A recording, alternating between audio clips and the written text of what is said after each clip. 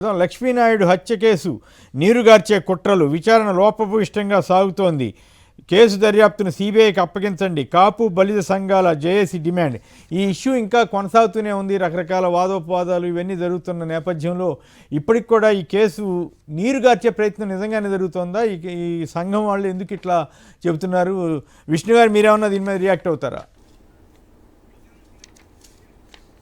Sir ఇప్పుడు సంఘటన జరిగిన తర్వాత, లక్ష్మీనాయుడు మరణించిన తర్వాత కొంతమంది కాపు సంఘాలకు సంబంధించినటువంటి వాళ్ళు, పొలిటికల్ పార్టీస్ అందరూ కూడా వెళ్ళి చూసిన తర్వాత, మాట్లాడిన తర్వాత ఎవరు కూడా ఆ జరిగినటువంటి సంఘటనని మర్చిపోలేకుండా ఉన్నారు. చాలా క్రూరంగా, చాలా రాక్షసత్వంతో మనం కూడా అసలు ఈ రకంగా ఇప్పుడు ఉన్నటువంటి పరిస్థితుల్లో ఈ రకంగా చేస్తారా అని చెప్పని మనసు కలిచివేసేటటువంటి సంఘటన జరిగినట్టుగా మనం చూస్తూ ఉన్నాం. దాని మీద వాళ్ళు నిన్న విజయవాడలో సమావేశం అయ్యి ఈ రకంగా ప్రభుత్వంలో ఉన్నటువంటి దానికి సంబంధించినటువంటి ఒక సామాజిక వర్గం వాళ్ళు చేయటము, దాని మీద ఇంకొక సామాజిక వర్గం సీనియర్ ఆఫీసర్ మాట్లాడి దాని మీద రిటైర్ అయిపోయిన ఆయన దాన్ని మాట్లాడి మరింత రెచ్చగొట్టే విధంగా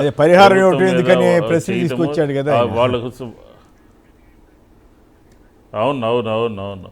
అదే అలాగే దాంతోపాటు వాళ్ళకు సంబంధించినటువంటి పరిహారం సరిపోదని, ఆ కుటుంబాన్ని ఆదుకోవాలని కేసు నీరుగార్చేటటువంటి ప్రయత్నం చేస్తున్నారని చెప్పిన. ఎందుకంటే అది ఖచ్చితంగా చేస్తారు.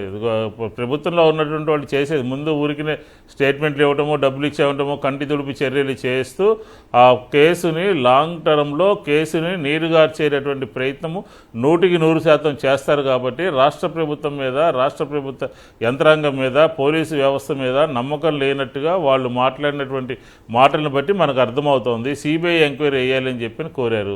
కాబట్టి ఖచ్చితంగా ప్రభుత్వం దీంట్లో ముందుకు రావాలి. ప్రభుత్వం దీంట్లో తన నిజాయితీని నిరూపించుకోవాలి. ఎందుకంటే అక్కడ జరిగినటువంటి సంఘటన కాపు సామాజిక వర్గానికి సంబంధించినటువంటి ఒక సామాన్యుడు, చిన్న పనిచేసుకునేటటువంటి వ్యక్తి ఇంత రకంగా దారుణంగా అన్నదమ్ముల్ని చేయడం, వాళ్ళు హాస్పిటల్లో ఉండటం, మళ్ళీ హాస్పిటల్లో వైద్యం తీసుకుంటే కూడా బలవంతంగా మీరు ఇక్కడ నుంచి ఖాళీ చేయాలి, హాస్పిటల్ నుంచి వెళ్ళి ప్రైవేట్గా ఎక్కడన్నా ఉండండి అని చెప్పి పోలీసులు హాస్పిటల్ వాళ్ళ మీద కూడా ఒత్తిడి తీసుకొస్తున్నారంట. హాస్పిటల్లో ఉన్నటువంటి వాళ్ళ మీద కూడా ఏ రకంగా చూడాల్సి వస్తుంది? పోలీసులు అసలు ఎంత దారుణంగా ప్రవర్తిస్తున్నారంటే అక్కడ జరిగినటువంటి సంఘటన మీద, అక్కడ జరిగిన దాని మీద చర్యలు తీసుకోకపోగా ఎవరైతే హాస్పిటల్లో ఉన్నారో వాళ్ళు త్వరితగతిన డిశ్చార్జ్ కావాలని చెప్పని కోరుకుంటున్నారంటే కుట్ర యొక్క ఇది బయటపడుతుంది కదా. కాబట్టి అందుకనే వాళ్ళందరూ కూడా నిన్న సమావేశం అయ్యి దీని మీద ఖచ్చితంగా సిబిఐ ఎంక్వైరీ కావాలి, పరిహారం పెంచాలి అని చెప్పని డిమాండ్ చేశారు. అది సమంజసమైనటువంటిదే. అది దాని మీద ప్రభుత్వం సీరియస్గా చేయాల్సినటువంటి అవసరం కూడా ఉన్నది అని చెప్పి నేను కూడా చెప్తున్నాను సార్. రైట్, విజయబాబు గారు. అక్కడ జరిగినటువంటి పాశవిక హత్య కంటే కూడా ఆ హత్యకు గురైనటువంటి హతుడు యొక్క భార్య యొక్క గౌరవాన్ని ఏ విధంగా అయితే చేశారో నా దృష్టిలో అది ఇంకా భయంకరమైనటువంటి నేరం అండి. అంటే ఈ రాష్ట్రం యొక్క పరిస్థితులు ఏ విధంగా ఉన్నాయంటే ఏదో మహిళోద్ధారకుల్లాగా మహిళలకు ఏదైనా జరిగితే అది చేస్తాం, ఇది చేస్తాం అని వీరావేశంతో మాట్లాడినటువంటి వాళ్ళు భర్త చాటు భార్య మీద కన్నేసినటువంటి దుశ్శాసనాన్ని మించినటువంటి దౌష్ట్యంతో ఉన్నటువంటి వాళ్ళకి చేస్తే, నిజానికి ఇదే సంఘటన జగన్మోహన్ రెడ్డి గారి ప్రభుత్వంలో కనుక జరిగి ఉంటే ఇప్పుడు ఏదో పైకి వీరావేశంగా అది ఇదని కొంతమంది అయితే కాపు నాయకులు మాట్లాడుతున్నారు, కానీ పరిస్థితి చాలా డిఫరెంట్గా ఉండేది. ఈ భజన మీడియా దాన్ని మరింత ఫ్లేరప్ చేసి అదని ఇదని అని చెప్పనేది. అంటే ఇక్కడ పాయింట్ ఏంటి, మీ కులానికి సంబంధించినటువంటి మహిళలు, ఎందుకంటే ఇది ఇబ్బందికరమైన మాట్లాడుతున్నానండి, వాళ్ళని ఏదైనా ఒక మాట అంటే మీరు వెంటాడి వేధించి జైళ్ళల్లో పెట్టి కూడా ఇంకా కసితీరక ఆ మనిషి చిక్కి శల్యమైపోయేదాకా కూడా మీరు వెంటాడతారు.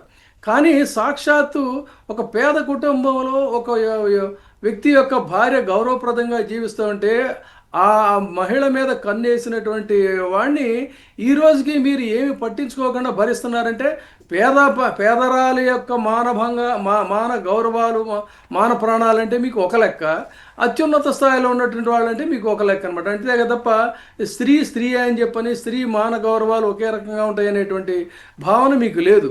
ఇది చాలా దారుణం.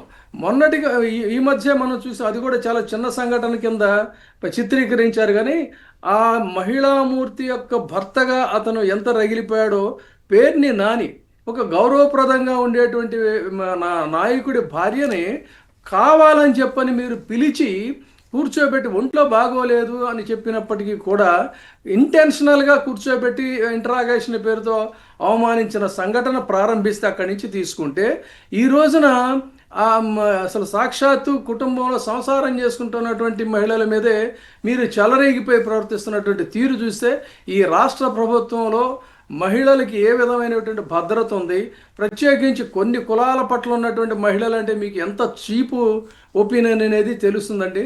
ఖచ్చితంగా ఇది సహించరా అనేటువంటి చర్య, దీన్ని నీరుగార్చడం అనేటువంటిది కాదు, దీనికి భారీ మూల్యం ఈ ప్రభుత్వం అయితే చెల్లించుకోక తప్పదు.